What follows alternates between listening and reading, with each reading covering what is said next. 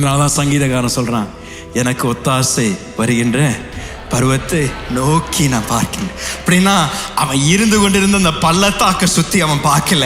அவன் அந்த பள்ளத்தாக்கில் இருந்து அவன் கண் எங்க இருந்ததுங்க, பருவதத்தின் மேல கண்களை வைத்து அங்கிருந்து எனக்கு உதவி வரும் எனக்கு தெரிஞ்சிருக்கிறனால நான் தைரியமா இருப்பேன், நான் சந்தோஷமா இருப்பேன், நான் சமாதானத்தோடு இருப்பேன்.